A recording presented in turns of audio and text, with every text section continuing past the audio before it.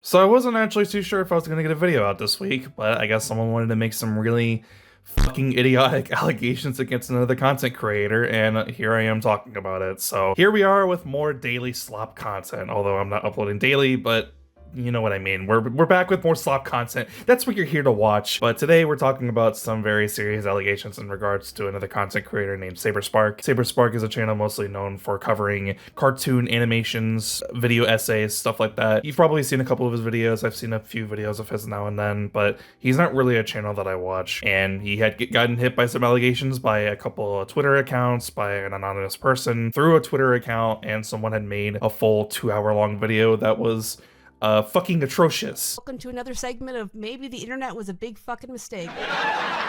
Big mistake. Big. Imagine consequences for your actions. Part 2, Will Ryan is a textbook pedo and probably very unstable person. Sorry, yo. Then child grooming is bad, right? Well, no shit. Guess you can be Jerry Seinfeld, who dated a 17-year-old when he was 38. And she's also 17. Bold and beautiful. I thought this video was about sexual assault allegations. What the fuck is going on? So yeah, as you can see, really just, it's a video that just has a lot of like sketch comedy and memes and videos just trying to poke fun at a situation that's supposed to be super serious. And if you're wondering who even made this video, it's from a YouTube channel called I Love Kim Possible a Lot. Jesus Christ, that fucking name. The allegations first came out from a Twitter account named BronyFandom, so I guess we're bringing in the Brony community into this thing. They had came out with some allegations in a story from someone who decided to remain anonymous for the sake of privacy, I guess. They came forward with a story of a very serious allegations of SA, and it sounds bad. When I read it, it felt very sensationalized. It felt like that the person who wrote this was trying to make Saberspark sound as awful as possible. I'm not really sure how to describe it, but it just felt like the events that this person said happened felt very impossible to happen, because the way that it was described, like especially the second time that this person apparently had gotten assaulted, it apparently was like in a very public setting where it happened in an elevator. They went up the elevator, then they went down a set of stairs just so that they can go into a public area, into a public restroom, just so that way then he could force the victim to give him oral. It just sounded very implausible for something like that to happen. Plus, this also happened in like 2012, 2013, so more than 10 years ago has this already happened, and it just feels like that this is a situation that maybe it just wasn't recalled properly, maybe someone's remembering something that didn't actually happen, or and the most likely thing that I feel like happened, that this was all entirely fake, because we have dozens of screenshots of KP, I Love Kim Possible a Lot, and BronyFandom talking to one another, and KP being very vindictive against Saberspark. There's obviously a very personal vendetta against them, all the way upwards to the point where KP was trying to like hype up the video constantly for like weeks on end, trying to say like she wants to do like a watch party thing on like the Discord. She set the video as like a premiere, and then in the chat she even admits to the fact that the video had already been finished, talking about a completely different situation in regards to a different content creator who I'm not going to get into because I don't know much about that situation. But in regards to the situation revolving around Saberspark, anything that had involved him was added after the fact. So nothing about the video actually adds anything new about the situation. So the video doesn't do anything to help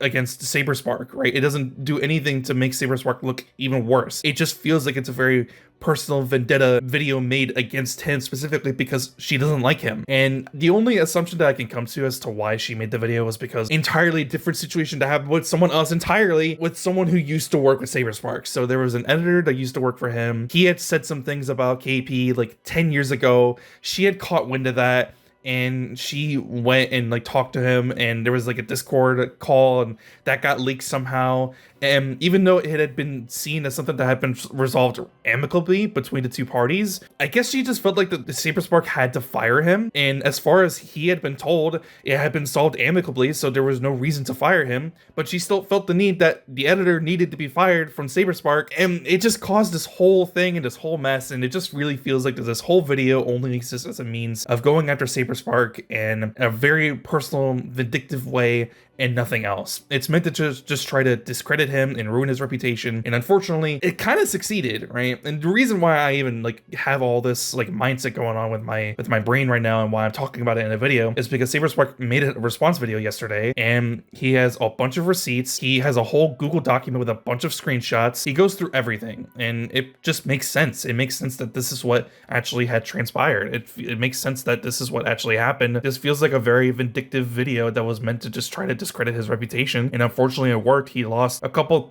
tens of thousands of subs on his YouTube channel, and now anyone who ever talks about him, there are going to be a ton of people who aren't going to give him the benefit of the doubt and say like maybe those allegations weren't real. There are going to be a bunch of people who are going to run with those allegations and say like, yeah, they 100% happened. Because when you make serious allegations like these, you need to come forward with actual evidence, because that's what didn't happen when this anonymous person had came forward.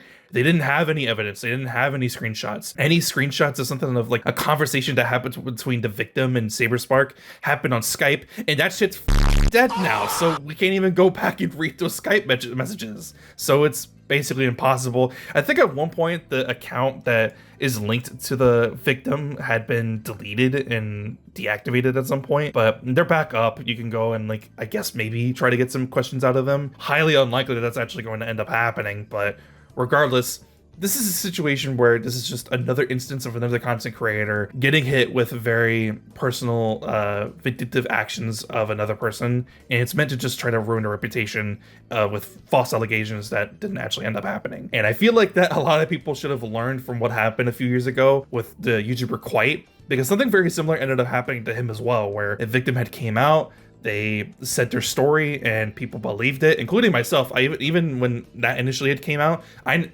first believed it, but then Quite ended up making a video, a very long, informative video with lots of receipts, and it was a very well done made video, and it completely did a whole 180 of like how the situation actually had transpired. It was the fact that Quite was hit with very serious falsifiable allegations made against him, and you know, he's innocent, right? And people now believe that, but it had to come from the fact that someone had to make an allegation towards him that almost completely ruined and destroyed his career.